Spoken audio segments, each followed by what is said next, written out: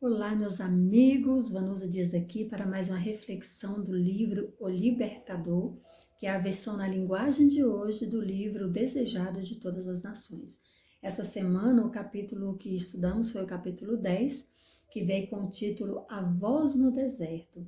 Eu gostaria de começar essa reflexão com a seguinte frase que eu achei linda: Deus fará pela pessoa que crê aquilo que o poder humano não pode fazer. Essa frase, ela ilustrou a promessa de Deus a Zacarias e Isabel, um casal idoso que recebeu de Deus a promessa de que eles teriam um filho. E com certeza, né, não foi diferente de Abraão e Sara. Eles também, ali, principalmente Zacarias duvidou, né, porque eles já eram idosos. E agora ter um filho, será que realmente ia acontecer? E o interessante é que o anjo falou que esse filho seria alguém especial, que teria uma missão especial e que teria que ser criado de uma forma toda especial, né? E a dúvida de Zacarias acabou deixando ele mudo. Ele ficou mudo durante todo o processo e só recuperou a sua voz quando João Batista, né, o filho da promessa, realmente nasceu. Sobre a criança, havia a seguinte promessa, né? Que eu quero ler para vocês. E diz assim, ó: E você, menino, será chamado profeta do Altíssimo, pois irá diante do Senhor para lhe preparar o caminho, para dar ao seu povo conhecimento da salvação, mediante o perdão dos seus pecados. Lucas capítulo 1, versículos 76 e 77 está essa passagem.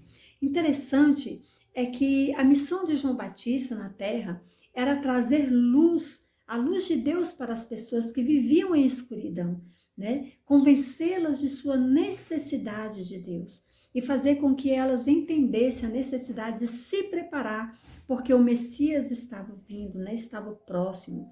A época que João Batista viveu, meus queridos, não era diferente da época que nós vivemos. Era uma época de muita ganância, era uma época de muita busca pelas riquezas, pelos prazeres, pelo luxo, pela bebedeira, né? E as faculdades mentais daquelas pessoas estavam fracas, né? Estavam prejudicadas. E a espiritualidade, nós podemos dizer que estava a nível zero. A maioria não estava a fim de saber de Jesus, não estava a fim de saber da vinda do Messias, não estava a fim de saber de arrependimento, de confessar os seus pecados. Mas havia um povo que estava sedento em busca de esperança. E esse povo, João Batista conseguiu realmente chamar, né, convidar para que viesse se arrepender e realmente fazer um concerto com Deus. João Batista, ele tinha uma vida muito interessante, né? Ele vivia retirado, ele vivia no deserto, ele fez das montanhas a sua morada. Lá naquele lugar ele conseguia ouvir a voz de Deus, ter uma comunhão com Deus, sentir a presença de Deus e receber de Deus as instruções que ele precisava para cumprir a promessa. João Batista, em muitos momentos, ele fez da natureza a Bíblia que ele estudou. Ele fez da natureza a sua escola, a sua faculdade. Por mais que ele tirasse tempo de estudo nos rolos sagrados para entender a profecia do Messias, ele tirava esse tempo separado para meditar. João Batista, ele levava uma vida diferente, né? Uma vida saudável, ele tinha uma alimentação diferente. A palavra de Deus diz que ele se alimentava de mel silvestre e de gafanhotos, né? Gafanhotos ali silvestres também. E era uma pessoa que não tinha luxo, apesar de ter conhecimento. Quando nós estudamos sobre João Batista, nós entendemos que ele era um homem que tinha conhecimento. Porém, ele preferia viver na simplicidade, uma vida simples, onde ele conseguisse ter o maior contato realmente com a presença de Deus.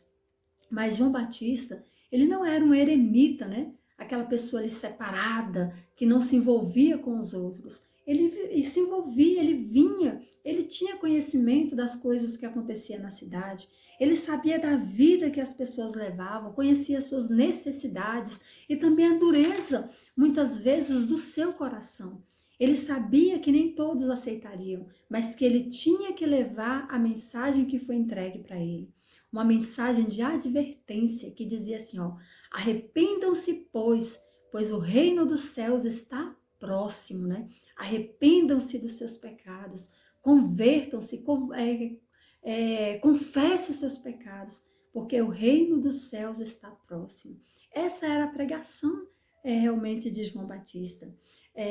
Interessante é que ele era um homem de coragem, era um homem de ousadia, era um homem que não temia denunciar a corrupção nacional que acontecia naquela época. Era um homem que ele não temia repreender o pecado, né? Tem até uma passagem da Bíblia que fala, quando se refere a João Batista, que ele chamava o pecado pelo nome, né? Ele ia lá e falava, olha, isso aqui está errado, não é desse jeito, ou você se arrepende ou você vai se perder, né? Ele não temia. E por causa disso, por essa pregação de esperança, multidões seguiam João Batista, né? Multidões iam até ele, muitos até confundiam, achando que ele já era o Messias, mas ele sempre deixava claro, né, que ele não era o Messias, mas que ele estava preparando ali o caminho para o Messias que viria. Interessante que aquela multidão que o seguia, muitos eram batizados ali nas águas do Rio Jordão. Pobres, ricos, poderosos, né? Letrados, inteligentes, sacerdotes, eram ali batizados por João Batista. Muitos com sinceridade de coração, muitos realmente querendo estar preparado para a volta, para a primeira vinda de Jesus, do Messias, e muitos com o coração ali com falsidade, apenas querendo se passar por alguém certinho, por alguém bonzinho, às vezes até para adquirir algo com base naquilo ali. E João Batista conhecia o coração, ele viu o coração dessas pessoas e muitas vezes ele chamou aquelas pessoas de raça de víboras, né? Raça de víboras, arrependam-se dos seus pecados, antes que seja tarde demais, porque ele sabia que aquelas pessoas com aquele comportamento, elas iriam se perder. Sabe, meus queridos, João Batista, ele tinha uma grande missão. E acho lindo quando ele fala assim, que ele declarava para as pessoas que ele veio para batizar com água, mas que um dia viria um que batizaria com o Espírito Santo, e que esse que viria, ele não era digno nem de desatar as sandálias dos seus pés. Olha quanta humildade aquele homem tinha, e quanto conhecimento de missão ele tinha. Ele sabia para que ele tinha nascido, ele sabia o que ele devia fazer, ele sabia qual era a recompensa que ele teria. E não temo em dizer que ele tinha consciência de que a recompensa dele não era aqui na terra, né? Será que hoje é diferente? Será que hoje Deus não tem procurado João Batistas espalhados pelo mundo? E será que eu e você não somos um João Batista? Somos sim. A missão de João Batista hoje está em nossas mãos.